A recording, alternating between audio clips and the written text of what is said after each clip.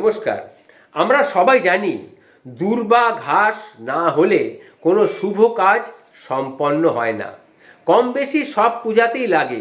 কখনো কি ভেবে দেখেছেন বা জানেন দূর্বা ঘাস কেন পূজায় লাগে? আজ সেই কাহিনীটি আপনাদেরকে আমি শোনাতে চলেছি। দূর্বা ঘাস কেন কাজে লাগে? দুর্বাসুর নামে একটা অসুর ছিলেন, কিন্তু সে অসুর হয়েও কৃষ্ণ ভক্ত ছিল। আর দুর্বাসুরের মা কৃষ্ণ বিদ্বেষী ছিল। দুর্বাসুরের বাবা, ভাই সকলে দেবতাদের হাতেই মারা গিয়েছিল। এই জন্যেই দুর্বাসুরের মা সবসময় চাইতেন দেবতাদের স্বর্গরাজ্য থেকে ধ্বংস হোক আর দেবতারা যেন মারা যায়।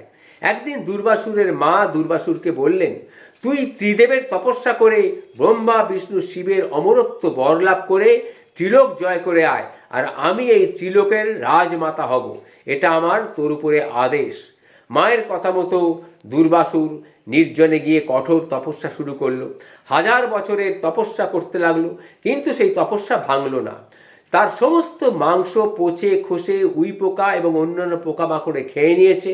তার হাড়ও খসে পড়ে মাটিতে মিশে গেছে। তবুও সেখান থেকে ত্রিদেবের নাম উচ্চারিত হচ্ছে। সেই সময় দেবতারাও ভয় পেয়ে গেল দুর্বাসুরের তপস্যায়। তাই তারা তার তপস্যা ভাঙার জন্য বিভিন্ন কৌশলের সাহায্য নিল, কিন্তু তাও তারা ব্যর্থ হলো। অবশেষে ত্রিদেব এসে ব্রহ্মা তার কমণ্ডলুর জল ছিটিয়ে দিয়ে রক্ত মাংস এক করে আগের রূপ দিলেন এবং বর প্রার্থনা করতে বললেন। দুর্বাসুর বললেন, প্রভু, আমি মাতৃ আজ্ঞার জন্য এই তপস্যা করেছি। আমার মা বলেছেন অমরত্বের বর নিয়ে আসতে, তাই আমি এই কঠোর তপস্যা করেছি। আমি জানি হে নাথ, আমাকে যদি আপনারা অমরত্ব দেন তাহলে আমার মা আমাকে দিয়ে আবারও খারাপ কাজ করাবে। তাই হে নাথ, আমাকে আপনারা এমন বর দিন যাতে আমি অমরও হতে পারি, আবার আপনাদের সেবাতেও লাগতে পারি, এবং আমার দ্বারা যেন জগতের কারো কোনো অনিষ্ট না হয়। দুর্গাসুরের এই কথায় ত্রিদেব সন্তুষ্ট হয়ে বললেন, হে দুর্বাসুর, শুধু ত্রিদেব না, জগতের সকল দেবদেবীর সেবায় তুমি লাগবে। তোমাকে আমরা এই আশীর্বাদই করলাম। দুর্বাসুর বললেন, কিন্তু প্রভু, কিভাবে আমি সবার সেবায় লাগবো?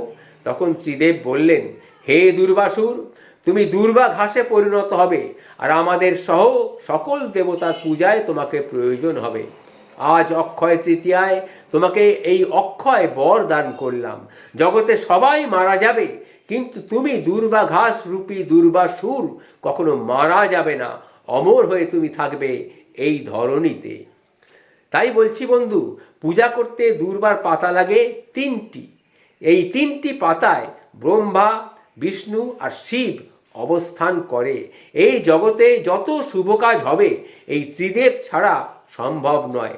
তাই ভগবান বলেন, আজ থেকে যত শুভ কাজ হবে এই দুর্বা ছাড়া কোনো আশীর্বাদ প্রাপ্ত হবে না কেউ। নমস্কার। এই যে কথাগুলি বললাম, দুর্বা ঘাস কেন সবসময় পুজো আচ্চার কাজে লাগে, পুজোর কাজে লাগে জানলেন। যদি ভালো লেগে থাকে সবার কাছে শেয়ার করে ছড়িয়ে দিন। নমস্কার, ভালো থাকবেন।